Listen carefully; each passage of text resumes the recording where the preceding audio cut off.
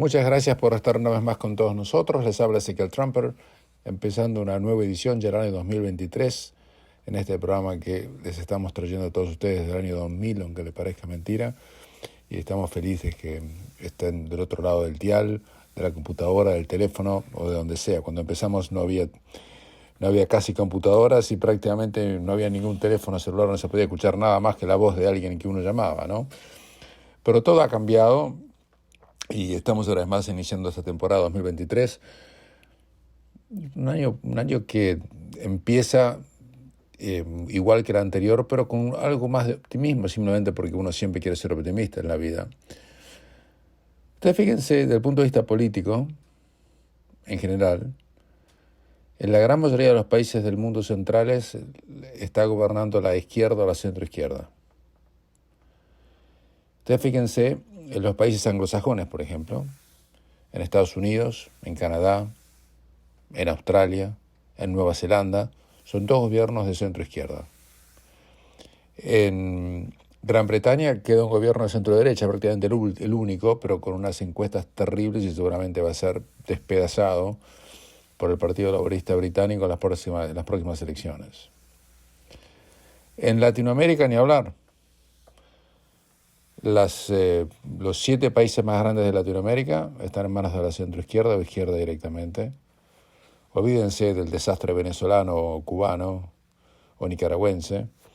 Piensen en Argentina, Chile, México, Colombia. Ahora Brasil, durante el periodo estival, Lula asumió como presidente en Brasil, después de haber ganado las elecciones, como le contaron en su momento, por una ínfima diferencia. Un terrible problema en Brasil el día 8 de enero, cuando manifestantes de Bolsonaro trataron de tomar la Corte Suprema, el Planalto, como le dicen allí, en Brasilia, haciendo destrozos y demás, condenados ampliamente por todo el mundo, como debe ser. Bolsonaro está en este momento en la Florida, en la ciudad de Orlando, aparentemente va a volver. Pero más allá de eso, y no entremos en la anécdota, también hay que decir una cosa: los que criticaron lo que pasó en Brasilia, y muy justamente debe ser criticado, espero que también critiquen los 34 muertos y los destrozos que provocó la pseudoizquierda chilena, que terminó con Boric de presidente en el 2019, que terminó con 34 muertos y incendios, desastres, quemaron todo el subte, el metro chileno en Santiago, etc., ¿no? Vamos a contarla de los dos lados. Las dos cosas son lamentables. Pero estamos entrando también en un año con incertidumbre económica. No creo que sea tan malo como el anterior, como el 2022, porque si bien la inflación sigue alta, en Estados Unidos está al 6.5%, está en descenso, muy paulatino, pero en descenso al fin, y se estima que las tasas de interés dejen de subir al nivel que venían subiendo hasta hace muy poco, y se espera que dejen de subir así. Pero así todo, en países como Australia, esto tenía un efecto devastador en el mercado de propiedades. Que el mercado de propiedades en Australia en realidad es el mercado que uno está mal llamado de propiedades, es el mercado donde la gente pone su fondo de retiro. El mercado inmobiliario australiano es un desastre, en mi opinión, porque está sobredimensionado y además porque está tergiversado por factores impositivos perversos que nunca debieron haberse permitido, pero que siguen. A punto tal que los australianos hoy tienen 9.000 trillones, escucha bien lo que le dije, trillones, no sé si usted se puede imaginar cuánto es un trillón, pero imagínese, en propiedades. Tiene 9 trillones en propiedades y solamente 3.3 trillones en sus cuentas de retiro o superannuation, ¿no? O sea, ¿para qué? Entonces, tener una propiedad en Australia sigue siendo y representa el 57% del patrimonio nacional de la gente. Algunos analistas están prediciendo que los precios pueden caer un 30% desde el pico. El año pasado cayeron el 8.4%, desde que el Banco Central muy tardíamente en Australia empezó a bajar las tasas de interés en el mes de mayo. Pero eso está pasando en todo el mundo también. En Nueva York también está bajando la propiedad. También ocurre lo mismo en Londres. en todos lados. ¿Por qué? Porque al subir el costo de capital, claramente baja la posibilidad de la gente que pueda acceder a mayores préstamos y por eso se quedan en donde están. Así que por un lado tenemos un problema económico donde las tasas de interés van a seguir subiendo un poco más, no sé hasta dónde. El mercado de capitales se está recuperando muy levemente. Las pérdidas el año pasado fueron tremendas. El Nasdaq, al cerrar el 31 de diciembre, el índice de las tecnologías, que son los más importantes, cerró más abajo del 33%. El Standard & Poor's, que es también uno de los índices, de los 3 índices más importantes mundiales, cerró abajo del 20%. Y eso ha hecho que la gente sufra lo siguiente. Por un lado subieron los precios. Por otro lado, bajaron los bienes que la gente tenía invertida para retirarse y para no retirarse, para vivir mientras no está retirada. Las acciones, los bonos, las casas. La gente no podía tener dinero en los bancos porque se le hacía agua, por la inflación se los devoraba. Las tasas de interés que ofrecían los bancos estaban por debajo de la inflación, pero muy por debajo de la inflación. Entonces fue un año tremendo. Las cosas subieron y uno tenía menos porque ni siquiera generalmente las propiedades y las acciones, que generalmente son una especie de colchón, cuando hay un problema inflacionario porque suben, en este caso bajaron. O sea, fue un año tremendo, terrible, y con un liderazgo mundial prácticamente inexistente. La guerra en Ucrania y Rusia continúa como si hubiera empezado anteayer. Se ha elevado la figura de Zelensky mucho más allá, en mi opinión, de lo que realmente vale, pero no vamos a entrar en eso hoy. Desde el primer programa tenemos tiempo durante todo el año para seguir comentando eso. Así que así estamos empezando este año 2023, con incertidumbre y algo de optimismo, porque uno piensa que lo peor ya pasó, pero es simplemente uno lo piensa porque uno quiere mirar hacia adelante, nada más, ¿no? Pero el tema es complicado y tampoco el COVID no ha pasado del todo. Hacemos una pequeña pausa y le cuento por qué. El COVID sigue presente, la gran mayoría de la gente está vacunada, pero las vacunas no son tan efectivas como se pensaba en su momento. Protegen generalmente de las hospitalizaciones severas y de muerte, en la gran mayoría de los casos, pero también tienen sus efectos secundarios. Y además existe un problema, mucha gente que se pesca el COVID, 1 de cada 10, dicen los científicos, está desarrollando síntomas de lo que llaman el COVID largo, long COVID, o sea que los síntomas continúan después que uno no está más infectado. Y dicen que hay unos 65 millones de personas en el mundo que están experimentando lo que se llaman el long COVID o condiciones posteriores al COVID, que es, reitero, cuando los síntomas persisten después de 3 meses de que se detecta la infección inicial. Y se estima que más del 10% de aquellos que se pescaron el COVID van a experimentar temas de salud crónicos, y quienes están más expuestas son las mujeres entre edad de 30 a 55 años. ¿Cuáles son los síntomas del COVID largo? Es fatiga severa, algún mínimo problema cognitivo mental, disfunciones en el sistema nervioso, también náusea, tener problemas no para respirar, sino de shortness of breath, sino de quedarse sin aire. Y según investigaciones que han hecho en Australia y en otros lados por expertos en infecciones del Instituto de Barnett, dice que el reporte es realmente muy, pero muy preocupante. Y dice que cada vez que una persona se reinfecta con COVID, aunque ya lo había tenido antes, tiene la misma posibilidad de pescarse el COVID largo que si se lo hubiera agarrado por primera vez. Un análisis del Departamento de Soldados Retirados de los Estados Unidos dice que 150.000 personas han mostrado tener un más alto riesgo de enfermedades cardiovasculares después de haber pescado el COVID, sin importar cuán severa la infección inicial de COVID fue. Eso dice que lo que tienen que hacer como política nacional es proteger a la gente más vulnerable, a la gente de más edad, proteger a aquellos que están con su sistema de inmunidad comprometida y en realidad es difícil realmente hacer más que eso.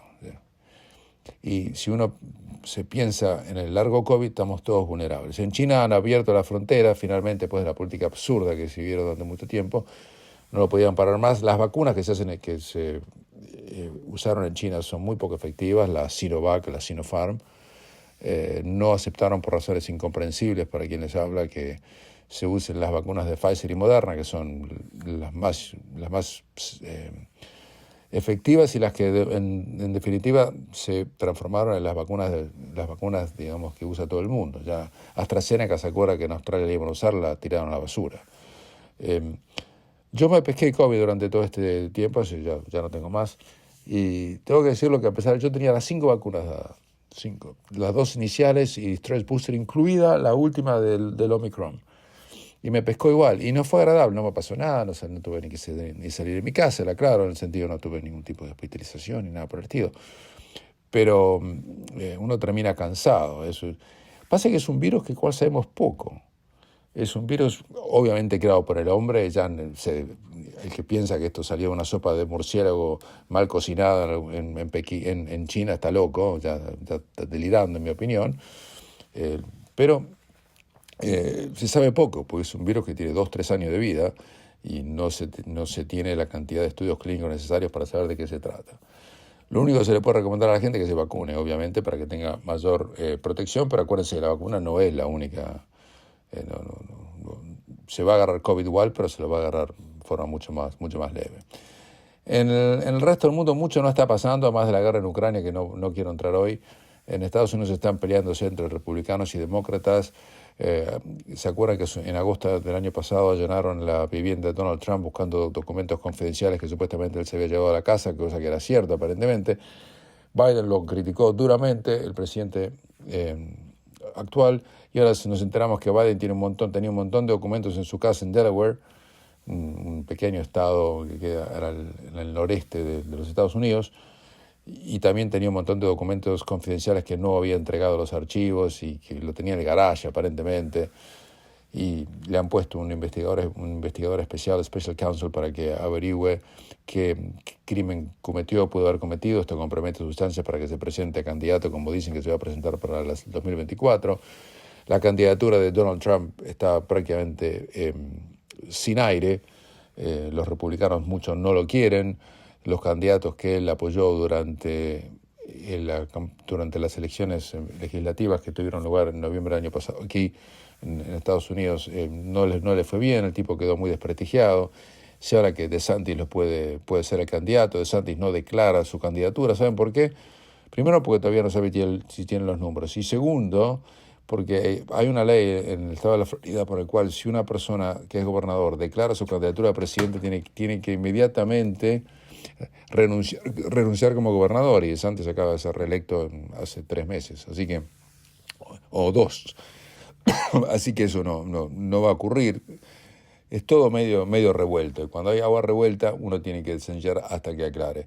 Pero reitero, el COVID todavía sigue siendo algo peligroso, no es lo que era antes. Si usted toma las precauciones no le va a pasar nada. Además, hay tratamientos antivirales que uno tiene que tomarlos inmediatamente recién cuando uno se infecta. No puede esperar a ver cómo le va. Si uno se infecta con COVID y está en una edad vulnerable, en Estados Unidos se lo dan a cualquiera, pero sé que en Australia y Nueva Zelanda se lo dan a aquellas personas de una edad avanzada. Si usted está en esa edad, pídalos y le tienen que dar un remedio que se llama Pavloxivir, creo que se llama. Y es un remedio por el cual hace que usted no desarrolle o no se... las células que están sanas no se infecten con COVID. Se llama Paxlovid, para ser sincero, y está hecho por Pfizer. Así que si le pasa eso, no se deje estar, como me dejé estar yo en su momento, y después sufra inútilmente. Ya hay tratamientos, no solamente la vacuna. Hacemos la última pausa y continuamos.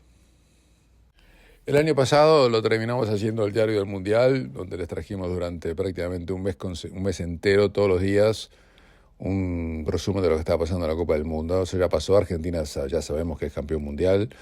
Las argentinas están felices de la vida. Yo creo que más que nada porque quizás no sé si sientan lo que sentí yo como argentino que le gusta el fútbol. Yo sentí más alivio que euforia, porque me parecía tan injusto que Argentina, con todo lo que le había dado al mundo del fútbol en los últimos 30 y pico de años, no lo haya conseguido una Copa del Mundo, cuando otros países menores, en mi opinión, lo había conseguido. Realmente me sentí reconfortado que se había hecho justicia. A pesar de que, en mi opinión, el partido, o la final que todos recordamos, Argentina debió haberla ganado cómodamente sin tener que ir a los penales, ni mucho menos.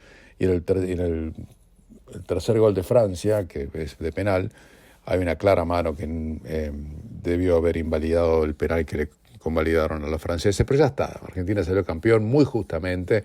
Todo el mundo está feliz con Messi, le van a dar el Balón de Oro por aclamación, porque realmente tuvo una performance extraordinaria.